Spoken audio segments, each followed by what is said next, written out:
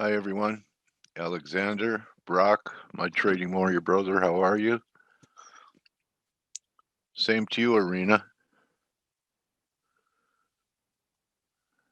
Hugo, how's it going? Scott, doing okay? Okay, doing all right. Hello, Paul. All right, so um, regulars know I've been pounding the table about NASDAQ relative weakness for weeks now, that this was at least a second drive up here. And if you look at it, we really had our first weekly reversal as the yen is selling off on a little risk off right here. We had our first weekly reversal 2 weeks ago. So we've been on a 2 week sell reversal for 2 weeks, right? And the S&Ps have been fighting it. In fact, yesterday at one point the S&Ps were unchanged and NASDAQ was down, I don't know, 1.6, 1.8%. Can't remember the last time I saw that. And then finally the S&Ps capitulated. So this week's off number is 41.75 or about 25 handles underneath it. But keep in mind it's Tuesday, and to have a weekly reversal, that takes a Friday close, right? So under 41.75 this week, you have your first 2 week reversal, which NASDAQ weakness, which, smelling higher yields, among other things, has finally had an effect on the S&Ps. Because I believe the S&Ps made a couple of new all-time highs while the NASDAQ was rolling over. So it should be no surprise.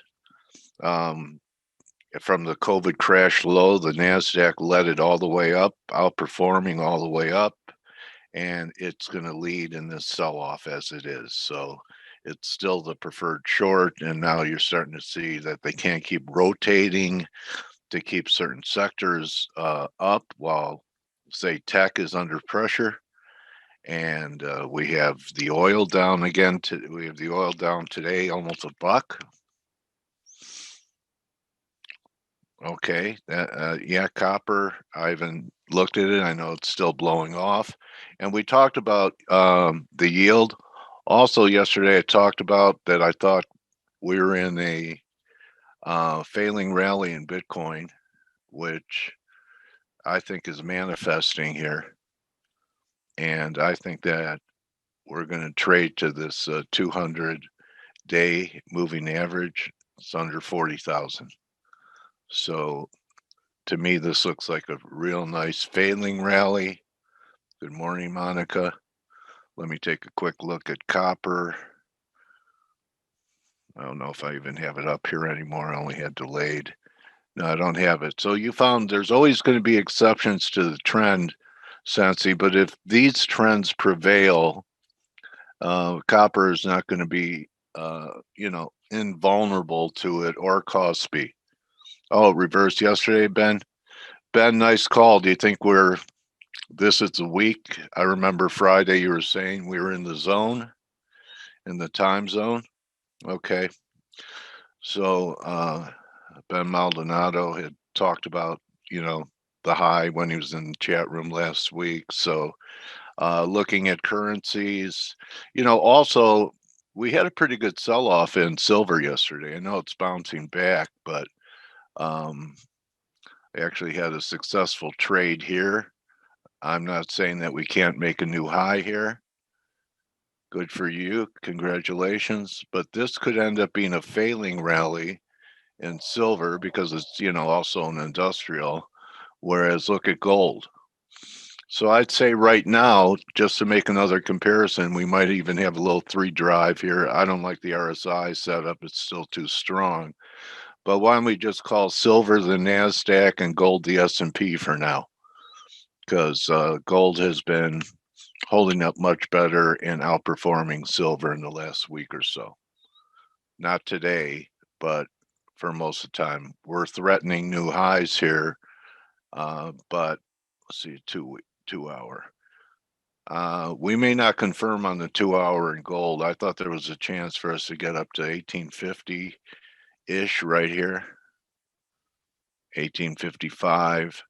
Maybe it's going to make a run to 50%, but I don't think so. Whereas silver is playing around the 61.8 level. All it did was poke through it intraday yesterday.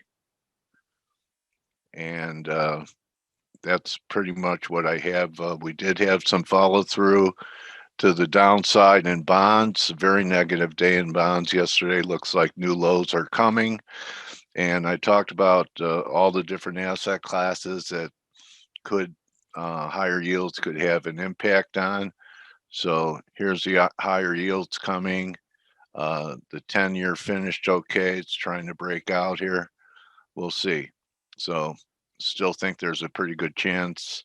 The 10-year makes a new high in yield, although the back end is weaker. And I believe it was Amira who asked me what SQQ was when I was buying it down here at 1050. We're on the verge of a breakout there. We have a gap higher opening coming off a breakout. I think when Amira was asking me, he goes, "What's SQQ?" It's a triple bearish ETF on the triple Qs. So close to 20% from when I talked about it. To me, it looks pretty good. Longer term, I think it could have a long way to go. You're not late, even though you feel late when you look at the NASDAQ being almost 800 points off the high. So the S&P was camouflaging weakness in mega caps, and the darlings of Wall Street were the first ones to cave. So watch at 4175 level. Maybe rallies back to that number, won't hold, but that's going to be, I believe, an important event. NASDAQ telegraphed it for weeks, several weeks, being an underperforming before it peaked and then selling off more dramatically than the S&Ps, which were even able, while the NASDAQ was sliding on little bounces in NASDAQ, S&Ps were able to make new highs. And now it looks like they're caving pretty good too. I can't remember the last time I came in with S&Ps down 30 handles on the opening. So it's been a while. Also, last week we couldn't hold the 19 and 20 level and pulled back to here. Looks like we're going to hold the 19 level now. VIX looks pretty good to me. I think you buy pullbacks in VIX, maybe back to 19 if it does pull back. But that's a warning sign that volatility is possibly putting in an important low here. We're back against the highs that we had last week. I wouldn't fade the VIX here. So Blake, S&Ps, finally, pretty dramatic 2-day sell-off anyway. Yeah, yesterday I think the market, just kind of slid on. Well, there was like one of the key components, in my opinion, was the move lower in Bitcoin. Like late in the session, Bitcoin just kind of slid, and I think that weighed a little bit on risk. And the dollar was starting to suggest, I think, and precious metals that risk appetite was going to wane. And it's interesting. When you look at everything this morning, and here, let me go. I'll take over the charts here. When you look at everything this morning, you would think that we're on the road to recovery and risk. That's what I would think. When the reason why I say that is if you look at you go over to the dollar Mexican peso, it's trading heavy. We're trading through support. And I'm like, oh, look, dollar Mexican peso is heading lower. Well, S&Ps need to be, they should be bouncing. They're not. Right. And then, you start thinking, oh, well, the dollar Canadian is still trading heavy. It's not even bouncing. Stock market's got to be, bouncing. It's not. And, then you look at the NASDAQ and you're like, wow, NASDAQ's down like 1.5% right now, pre-market. it's like, wow, just the market is actually trading really heavy. But like in currencies, we're not seeing that really reflect. No dollar bid. No, no. And yeah. And then on top of it, you got the euro that's near its trend highs. You got the Aussie that's firmed up off of support. The Aussie did exactly what it should do. It came down to, the breakout point, bounced. The Kiwi is actually firmer.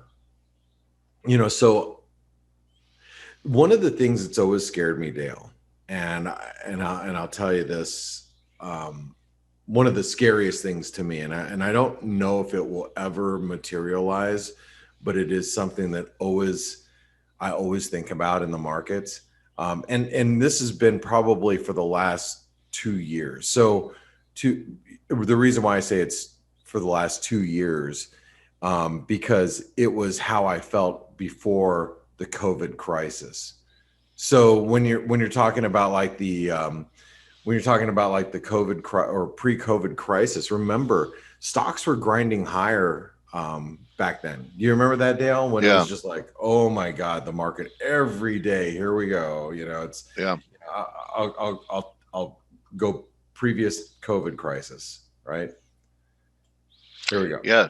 I mean, it was bad in Italy, and I think we started to cave when we ignored Wuhan, but then once it got to Italy and it was, desperate, it started to feel it.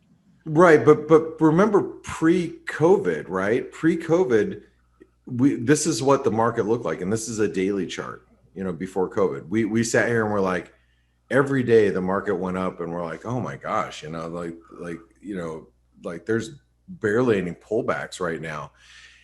And I said, we started worrying about there's things that were like percolating in the beneath the surface. And the worry that I had at that point was, boy, I sure as hell hope we don't get to a situation where stocks are sold, bonds are sold, and the dollar. And the dollar, right. And that's how when we're now, throw massive amounts of liquidity to the market and, put the market where it's at currently. We see stocks pulling back a little bit. The dollar's non-responsive, and that does concern me. And bonds would have gotten a bid on a day like yesterday, and they just no flight to safety in treasuries, that's for sure. The gold held up the best. Yeah, so I guess the fear is what happens when, or I don't want to say when, I just want to say if. What happens if U.S. treasuries are sold, the U.S. dollar is sold, and equities, U.S. equities, well, you can say U.S. equity. I just say equities in general are sold. That's a scary situation. And that's why I look at today's price action. I'm like, wow, NASDAQ's weaker, S&P's weaker, the Dow's weaker, and the dollar is actually pretty weak right now. Now, I know a lot of it is in the dollar yen, and we should be keeping an eye on the dollar yen and all these yen pairs. And I want to. This is what I wanted to bring to your attention today. Okay, I want you to look at these daily charts. You guys that trade currencies with me, I want you to look at these daily charts from yesterday, and I want to show you some things. All right, here's the euro yen. That's a false breakout yesterday, and I don't know if you notice it, that's a gravestone doji. Now, today, the candle is a little white, but remember, there's a lot of time left in today. We've been in this ascending wedge. We're kind of above the wedge, but Dale, what's your famous pattern when it goes above a wedge and then back down? Oh, a throw over? Yeah, I mean, could we get a throw over in the euro yen? I mean, is it possible? I think it's possible. So, we have the euro yen, got to keep an eye on it, especially with this false breakout yesterday. Look at the pound yen strong. I don't really, the cable's just, it's been a very strong currency. But look at the Aussie yen. This is my chart of the day yesterday. For those of you guys that, let's go to the blog. Here's the chart of the day. Okay. You can see the Aussie yen here. And also, guys, if this is Trader Summit, you can get briefed from Mark Chandler in the morning, right? Also, you can go over here and get the chart of the day, also Trader Summit. One of the nice things about Trader Summit, I'm sorry, I just want to plug this really quick, is that you see where the part that says breaking views. These are all like latest. It's nice kind of getting all of the posts in one location. Like one of the things that I've always bugged me when I'm doing analysis in the morning and I've got to search around different areas to look for my research. Having like one central location to go to is always nice. And that's kind of what Trader Summit, go to that breaking views area. But going back to Aussie yen. So the Aussie yen false breakout yesterday. Look, there's another gravestone doji. Here's the Kiwi yen false breakout. Whoops, let me get rid of that. False breakout yesterday. Another pin bar gravestone doji there. Canadian yen, 161% extension. If you guys are, using ForexAnalytix, you know that that I got short Canadian yen yesterday, close to 90. So I'm just showing you some of these yen pairs reversing, and then we have the dollar yen that's actually trading really heavy today, and you can see we've broken this this triangle, and so the dollar yen looks like we're heading back to 108.35. So stocks are weak. The yen showed a reversal yesterday, and I think the yen pairs could actually start to move lower. And I guess what I'm watching really carefully is just the dollar in general, because I want to make sure that the dollar doesn't really buckle under some pressure. So that's kind of what I'm looking at. And let me ask Steve and Stelios if they're here this morning. Good morning. Hey, good morning, Stelios. Let me ask you this: is my fear unfounded? I don't know if you heard the conversation a little earlier that I was having with Dale. Did you hear what I was saying earlier? Yep. So is that unfounded, or what could really put us in a situation where we have dollar weakness, stock weakness, and bond yields higher and treasuries under pressure? What do you think? Well, what I'm looking at quite closely is, I didn't have time to say this yesterday on Faces. I talked about it on Morning Edge, is commodities. And we are seeing big increases in things like, lumber. Obviously, everybody knows about the copper, and, even oil. Okay, last few days, it's kind of steady. But overall, these things are going to feed into the economy. They're going to feed into the prices. The problem we have is that these are not primarily due to higher demand. Actually, they're not due to higher demand. It's basically we're having difficulties in terms of supply chain. It's difficult to source a lot of commodities, and when that goes, and I think they're already spiking, then this is going to translate into prices of goods and services, and you're going to get inflation. Inflation is already happening. Now that is going to lead to higher yields. It has to, eventually, no matter how hard the Fed tries, is going to lead to higher inflation. And the problem with the dollar theoretically should be spiking, but the extremely loose monetary policy, the way the U.S. deficit is in trillions now per year. It used to be 1 trillion, and we said, oh my God, that's incredible, and now it's more than that. So I think the dollar, unfortunately, apart from potentially a short squeeze that might happen, the dollar is just going lower. And we said this when the DXY was near 100, and I think it's going even lower. So with yields rising, we know this is bad for stocks and risk assets. So the way we're going, I actually don't see how we can have another scenario apart from higher yields, higher commodity prices, lower dollar, and lower stocks. The question is, when will it actually manifest itself? Because we've seen stocks just keep going up and up every day.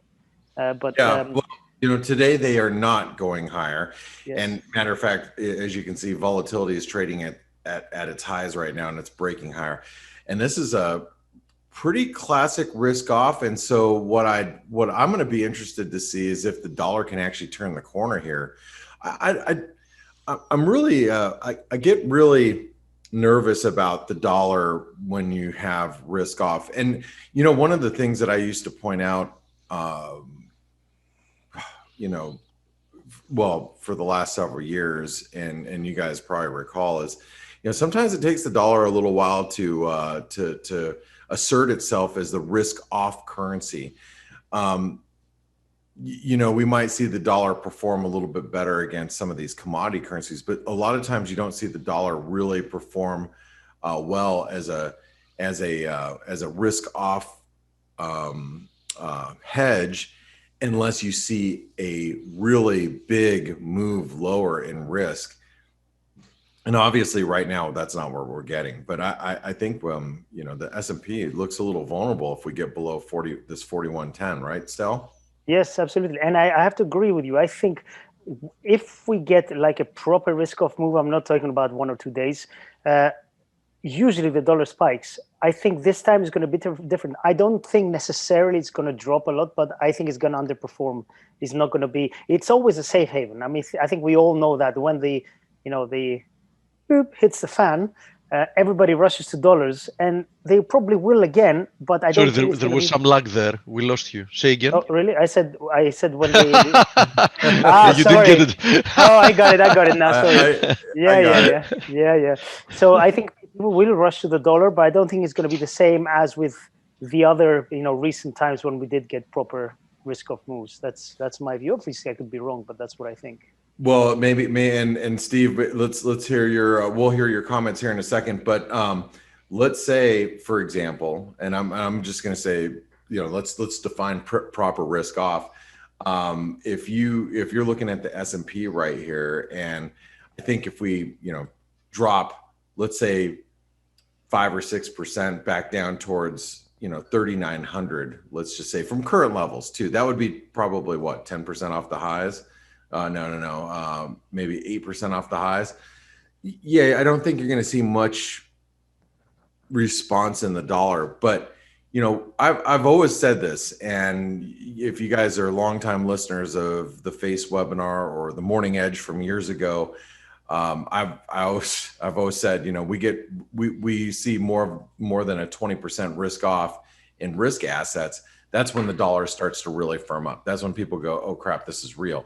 Now, usually that's the later stages of a sell-off too, which, let's just say in this case, we dropped 20%. Well, once you're down, like let's say 25, 30%, you're at megaphone support. Then that's probably the time that you need to be, long risk and short the dollar anyway. So the dollar spikes up and you sell into risk. So I don't know, but it's really pretty hard. And I'll hear your guys' comments on this. I think it's really hard to even imagine that type of risk off move with the support that we have from central banks at this point. What do you guys say? I agree, and especially considering the unwillingness to remove that support. Every time we've seen somebody like Yellen, Kaplan, or whoever else even attempt to be mildly conservative, having to do with the path forward, we see a reaction from the markets, and immediately they either retract or change their comments, or they have somebody else, in essence, they bring do it out for Bullard, them. right? Yeah, exactly. Do it for them, right? So that tells you, in my opinion, everything you need to know, mate. Got it. All right. Well, hey guys. So if you heard my comments a little bit earlier, if you missed them, if you're just tuning in right now, first of all, thanks for joining in. I'm going to just really quickly point out these yen pairs. Yesterday we had a lot of false breakouts above the highs, and that would, euro yen, not the pound yen. Pound yen, the cable's been really outperforming. The Aussie yen false breakout. New Zealand yen, false breakout above the highs. Canadian yen, we had the 161% fib level extension. And again, I'll reiterate, if you're a ForexAnalytix subscriber and you're in the chat room, you know that we were shorting the Canadian yen yesterday, around the 90 yen level. So, but we're seeing a bit of a reversal in these yen pairs, and that probably does coincide with stocks actually hitting lows. I mean, look at the S&P is at its lows of the session. Here's a 15-minute chart. That's what the S&P is doing right now. This is what the Nasdaq's doing. We're at the 161% extension of this move. Matter of fact, you got to think about that for a second. Strange looking melt up. What's that? The stock index it's the strangest melt up I've ever seen. Well, hey, look, after you guys, after this huge, I mean, to have a little bit of a pullback doesn't surprise me. Yeah. After having such we're back to like last week's levels. It's going to your megaphone Yeah, exactly. low, Blake. Yeah, look, oh my God, we haven't been to these levels since May 6th. Well, Rome wasn't built in a day. Rome wasn't destroyed in a day either. That's true. That's true. Good point. So Steve, what do you got? What are you looking at out there? The Noke.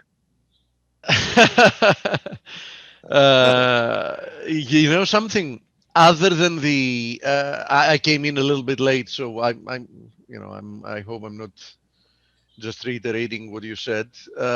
We've talked about the importance of 4110, 4115 for the S&P. So that's one of the things I have my eyes set on. Yeah, because it's kind of hard to get too excited about the market. Exactly. Sitting above these this really key. Exactly. Yep. Exactly. So that's one thing. The other thing is I started focusing some time ago, and it plays out beautifully. I think it has perfect technical behavior, which is the ratio of the Nasdaq over the S&P, which had given us a very nice bearish signal, and that works out beautifully. So I think for somebody that doesn't want to take a direction in the risk markets, in essence, higher or lower, given the fact that we are very elevated to want to buy, but on the other hand, this type of bull markets, it's extremely hard to even want to try to fade. So this is, in essence, a play that has to do with the stock markets, but doesn't have a direction higher or lower, having to do with how risk assets are going to perform. It just looks like the Nasdaq, will continue probably to underperform the S&P for a period of time, with whatever implications that might have. I think if that keeps on going for longer, that might also trigger some kind of a corrective move in, the whole stock market complex. But clearly we're not there yet. I'm also focusing on the DXY because it has broken down and remains very weak, despite, and that's very interesting, despite the move lower we're seeing yesterday and so far pre-market today, having to do with the US, because Europe is already well on its way to the end of the session soon enough. So I think that's interesting, and it shows what we were talking about, that the dollar might be saved by equity weakness. But I think that the dollar is in a clear downtrend, which means that when stocks are doing badly, the dollar is going to be bid. But when stocks are doing well, the dollar is going to be dumped more than when it, how much it rallies when things are not so rosy. So I do think the general direction for the dollar is and remains lower. So basically, and that's you're basically echoing the sentiment that Stelios had as well. If stocks come down, the dollar is going to bounce, but the bounce is going to be, a little shallow. It's not going to be more of an underperformance than anything. Exactly. And I don't disagree with that. And I would assume, like I said earlier, that the dollar to even gain some really strong footing is going to have to see equity markets off pretty aggressively. So Exactly. yeah, Dale, I know you have your interview coming up. Let me go ahead and just mention really quick, guys. Our webinar sponsor is Pepperstone Securities and Forest Park FX. So make sure you visit our webinar sponsors, please. If you're watching us on YouTube, make sure you give us a thumbs up. If you want to learn how to get ForexAnalytix for free for several months, up to several months, open a Pepperstone account. You have to click this link right here on our website, and then you can get up to 4 months for free. And if you want cashback rebates because you're in the United States or Canada, visit Forest Park FX. They will assist you in getting cashback rebates on your trading, and I don't know why you wouldn't do that. So guys, gals, thank you for tuning in with us today. We'll see those of you that are in the ForexAnalytix community. We'll see you on the morning edge, where we fill out the bias chart every day. I'll see you there in about 45 minutes with Steve and Stelios. Dale, it's all yours. Have a great interview. All right, good hunting, Blake. And on the morning edge, that edge means that all the guys that come in there, they have to shave. Use your morning edge before you go into the morning edge. Hey, Steve took his beard down. I'm kind of That's his edge. He jumped out of out of 2017 directly into 2021 by taking his beard down. Oh yeah. All right. Yeah, that's old news because several days have passed. So they have the tendency of growing back. I've noticed. That's your edge, baby face. See you guys. All right. So George Abash, welcome back to Face. How are you, buddy? Waiting for you to. Okay, I'm here with you. You are, hey morning. George. Long time. How have you been? I know you went through some stuff that makes trading a cakewalk. Some physical things. How you feeling, buddy? I'm doing pretty good. Thank you for asking. And actually, I was going to say very good analysis on the market, and I share with all of you a lot of the concerns that you guys have over the state of the market and the volatility, and especially in Nasdaq. Because Nasdaq is one of those instruments that I trade on a daily basis, and it's definitely going through some stuff. But on a personal basis, I'm not shaving my beard till my next birthday, which is going to be September. All right, we let guests do what they want to do. So you have the freedom, and I remember. The last time we were going to get together and something happened, you were going to address what it was like and how you handle trading during drawdowns. Are you sticking with that, or were you going to? Absolutely. What a memory, huh?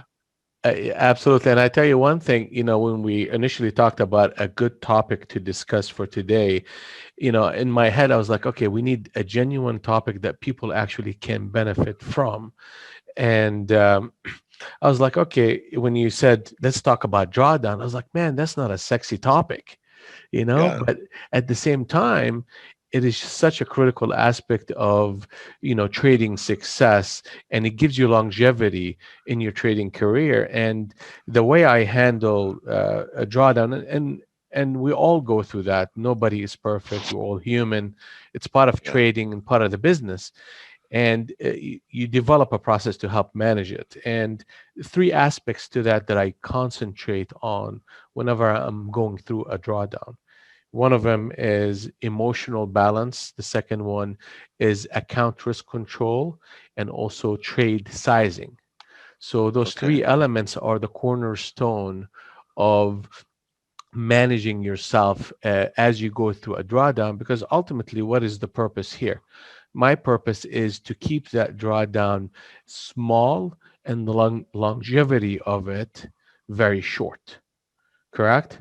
Yes. That's what the purpose. So this way you could go back to having fun making profitable trades and increasing the size of your account and growing through this business.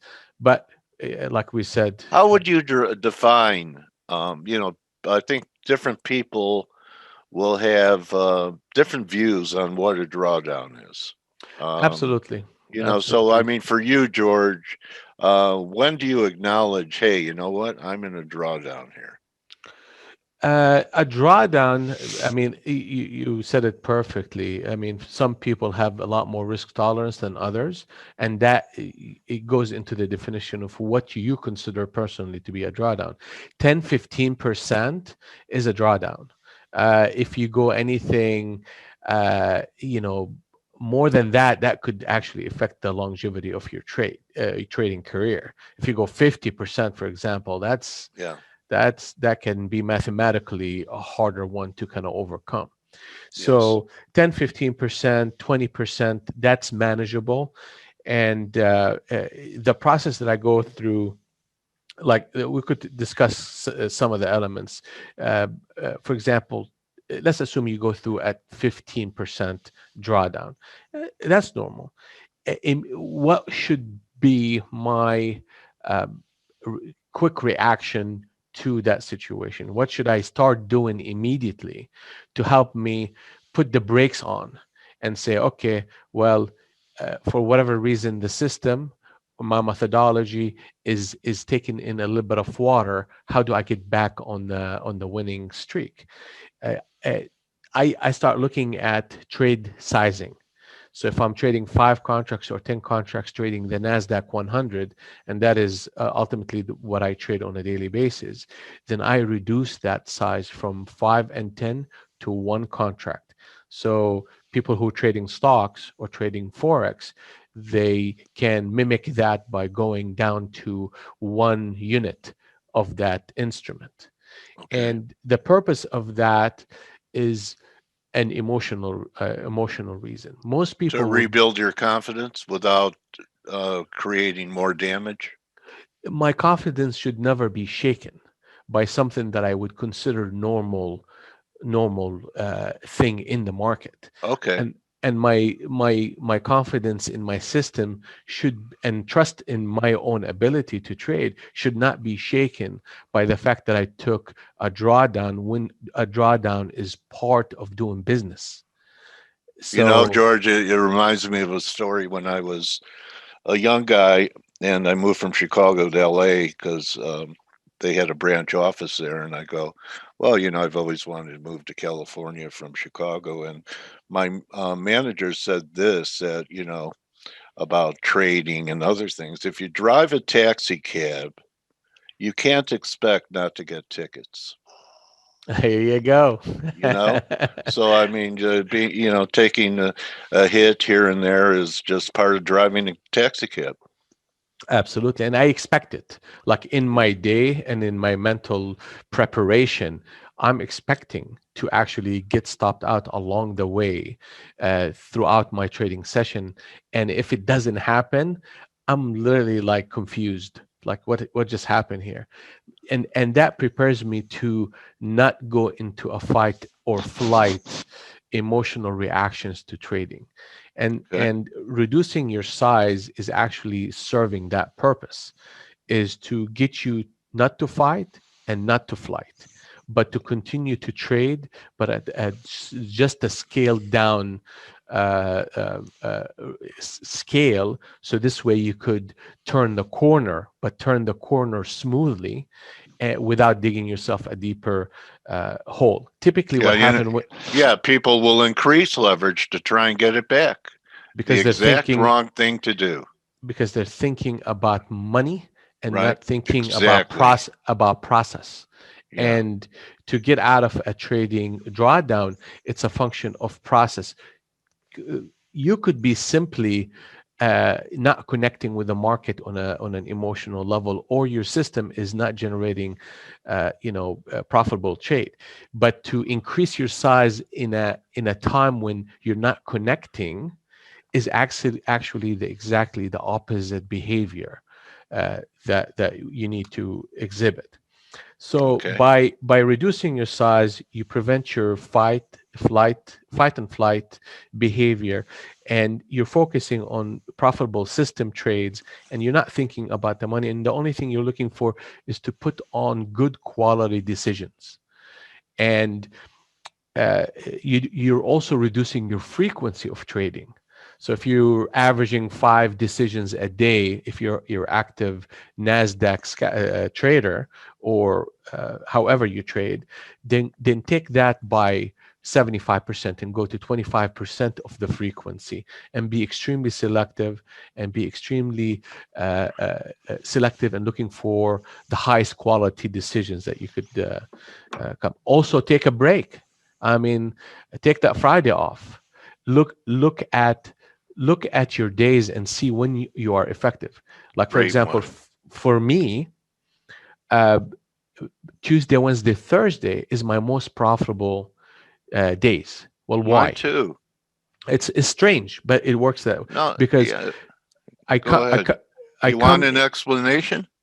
Absolutely. Go ahead. All right. Well, how markets close Friday? And it's a lot of evening up Friday, and I tell people never try and make your week on Friday. I mean, maybe some people did when there's an NFP, but because you usually have follow through from last week on Friday, Monday. So the meat of the week is, especially for, changes in direction, is Tuesday, Wednesday, Thursday, because Monday's a follow through day and Friday's a book squaring day. Absolutely, and that's well said. I didn't even think about it in those terms, but I look at my statistics, and I just keep finding my losing days to be Friday, and Monday is always like a 50-50, Yeah. And I'm like, okay, so why is that? And your explanation makes perfect sense. Okay. So guess what? If that's not when you're effective, and maybe different people are different, but take the Friday off and have an extended weekend and just refresh and regenerate yourself. So this way, when you make decisions the next week, you have more energy and more focus, and you're more effective and more connecting. Another thing that I also do when I'm trying to get back in connected with the market and more effective is I do what we call in the room shadow trading. So before I make a decision that is with real money, I mentally communicate through the room, hey, listen, I'm gonna buy here, sell here, this is my stop, and this is my target. And I do 5 decisions like that. And if I am 3 decisions correct and 2 decisions that are expense trades, that means I qualified myself to actually go on to the next stage of the trading process, which is trading live. So if I am 3 expense and 2 profitable, then I need to do this again and again and again. So what that does is it measures your connectivity to the market, and it measures your decision-making process, and if you're in harmony with the market or not. And if you're not, there's no sense in actually putting a live trade till you are in sync. So that saved me a lot of money. I've never heard that before. That's an interesting exercise.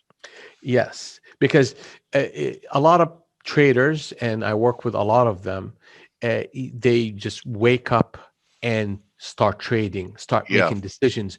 But like a car, you need to turn on the engine and let it warm up. And that's what that exercise or athletes does. before they're in the race. They're stretching, they're getting ready, they're taking warm-up swings, whatever the sport is. So interesting. What I've noticed for me, George, is I know going into the market by doing my work on the weekend what I am looking for and what I'm going to do. They're almost like planned out trades for the week on the weekend. Of course, you don't know how the markets are going to come in early in the week, but you have a plan. And then when most of those trades, they have a higher probability than when I come in and it wasn't planned on Saturday, and I go, yeah, you know what, this looks good, I'll give it a shot. So I know you don't plan trades because you're just going with the flow of the market. But do you ever do that on the weekend? Kind of have a, go over where you would be a buyer, where you'd be a seller, what the market may offer you next week, or is it just going with the flow during the day? I made a decision long time ago that my weekends are free from anything that is related to trading. So when Friday is done, I'm signing up. I'm literally I want to do what you off. do. Like mentally, I check out. I literally mentally check out. So Friday, Saturday, and Sunday, I'm really doing a lot of things that are either sports or activity or whatever I love to do, workout, photography, things like that. And then Monday, like morning, I spend 5 minutes looking at the market. Then I start making decisions based on that, and that keeps me fresh. Because I'm not overwhelming my senses constantly with the market, because it sucks energy out of you. And we enjoy it, we love it, but also you have to manage yourself emotionally and make sure there's a balance between your trading life and the totality of the totality of life. Love life. And it used to suffer a lot. Trading used to be my wife, by the way. All right. Yeah. So that's an important. So trade sizing, let's go back and review. It's very critical.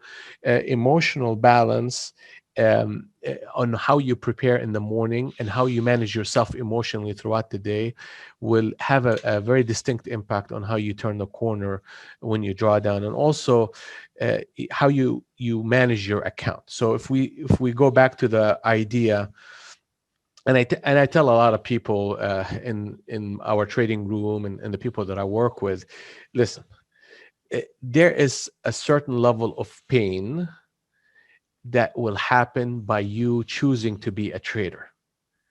It's gonna happen. Your senses are gonna get hit at some point. Nobody likes to take a drawdown or feel like they're not progressing, but you better accept the pain of discipline, or you will experience the pain of regret. And that's a statement that I tell people on a daily basis. So it's going to be painful either way, because to be disciplined, it requires a lot of focus and attention, and in some ways there's pain associated with it, but that's a lot more pleasant pain than the pain of regretting that you could have done something to save an account that went to zero, for example. So account risk control comes into that equation. If you're down 10-15%, I tell people, hey, listen, take 5%, additional 5% of risk capital, and divide that into 5 trades, so 1% per trade, and make decisions that are high quality. You're rested and you are focused, and you've done them exactly by the book, and they are not oversized. They're simple. And now you made 5% out of that 5%. Then now it's time for you to start adding more size. So you double up your size and do another 5% like that. And that is the other side of you getting back into profitability. Only once you went through the step of sizing correctly, you made sure that you're emotionally balanced. Now it's time to turn the corner. And that's how we go about it, is you take 5% of risk and work that to another 5%, and then just repeat that process till you're whole, and then back to equity high from there. Okay. Do you find that people's expectations, George, of that you can't be lazy doing this, that you really if you have a good work ethic, you have an edge of ending up being a good trader because you're willing to put in the time? A lot of people, and that's why they gravitate towards following different people or joining signal services. They just want the money to drop into their account. Yes. And you experience people like that in any business. actually. And in the trading business, because the barriers to entry is so, you could 5 minutes, you could open an account, dump some money, and you are a trader. And the expectation, especially in the age of cryptocurrency, and we know you could make 1,000% in a day, just buying the right thing, and you don't really have to be smart, you just have to be lucky. It gives people the wrong impression of what trading is, professionally trading. And trading professionally requires you to put on the majority of the work on yourself, believe it or not, on how to understand you in relation to the market versus to understand the market. Because in trading, you're projecting. And if that projection is not balanced, you tend to project your hopes and fears and not listen to the market. And actually trading, if you look deeply at it, it's a listening business where you are listening to the flow of the money, and not necessarily analytical where you are projecting what you think. And that is a distinction a lot of people don't pay attention to. Yes, how can you get a market message by seeing how something is underperforming when it should be doing better if you don't listen? How can you hear any message unless you listen? Absolutely. And the way you measure that skill is by making assumptions and see if the market is actually giving you the feedback that you think it should. Then when you go through that process, you start seeing, okay, well, if my assumptions are telling me the market should bounce here and it's still not bouncing, then the message the market is giving me is not, I'm not listening to it. Okay, so listen to that part. And it's one of those things that the more you practice it, the more it becomes like a muscle memory for you. But back to the big picture here, those three elements are the cornerstone of turning the corner on a drawdown. Account risk control, trade sizing, emotional balance. Each one of those, you as a trader have to invest time, because you are unique in the way you understand and read the market. No two traders are the same. So spend time on you, journal, figure out the times in which you are profitable versus not, look at the different signals that work for you versus not, and make sure that you are emotionally balanced along the way as you go. And again, back to that point, invest in being disciplined, even if it requires a lot of effort, because the other coin is the regret part. And that is nobody. We all experienced that, by the way. I definitely did. And I learned from those experiences. Hey, listen, if I only did put a stop here, I would have saved my account. Well, how many times do I need to learn that lesson if I want to be a professional trader? I only needed to know it once. That's it. Yeah. That's good. You learned really quickly that getting hit in the head with a hammer hurts. Yep, it does. They had to take a few swipes at me. Let me ask you about the smaller rectangle you have in there, the NASDAQ. Is that a long entry that you had at 1324, and your stop is underneath it with the red dotted line, and your target price is back at the high? Okay, so I'm trying to see what you're looking at. NASDAQ daily. Yes. The daily. Okay, so let's look at the daily here. Okay, so right here, that's the okay. So target number one. Basically, what you're looking at is the market made a shift in momentum here and hit target number one, which is 1400. So all the system that you're seeing here is auto-generated, and it tells us entries, exits, and stops on the bigger picture. and the same system is actually mimicked on the shorter time frames. I mean, overall, when I look at this, what is the market telling me? The market telling me that it's going through a very deep rotation lower, which to be expected from all the long. I mean, look how far we came from 8,000. Yeah, it's Mount Everest. Exactly. So people are hiking down a little bit right here, and the thing about which I share from hearing the rest of the people in the conversation, they were talking about, okay, this market is due for this correction. We expected this correction to happen. It's happening. Is also on the flip side of that, what I'm paying attention to is this, at least on a short-term basis, right here, is the extension phase of this market. We have between yesterday and into today, we went from target number 1 all the way to target number 5, which is below 161. Typically, almost 90% of all counter trends happen in this spot right here, where the market will make a low and make another higher low, then price stability will ensue, then counter trends will start to shoot up into 250 and 300.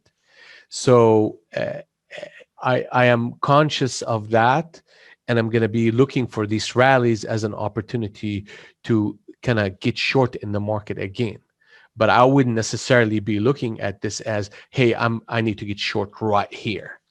Why? Because the market is very vulnerable for counter trends whenever you go past target 4 and 5, and that system that we have is critical. Another thing that I want to share with people is always pay attention to the FOMC meeting numbers. So that 1 second before the FOMC announces whatever their policy is, mark that price and keep it on your chart.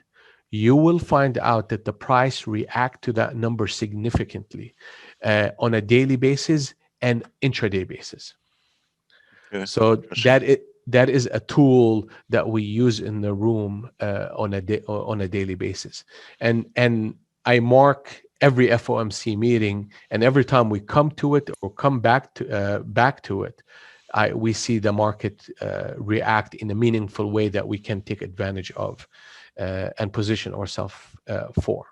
Nice, George. I'm getting some comments. Susan Taylor said, found this interview very useful. Thank you, George. And so now it's a segue for you to show people that agree with Susan how to reach you. Yeah, absolutely. And thank you for asking, Susan.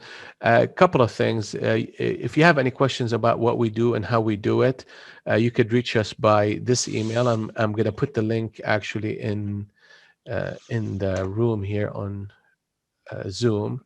So support a Harmony Trading System. We're offering everybody come and see what we do and how we do it as far as trading and risk control. And we give you a month of free access. Just come and see us. There's no credit card or anything like that. Just come and be our guest for a month and see the trades that we take on a daily basis.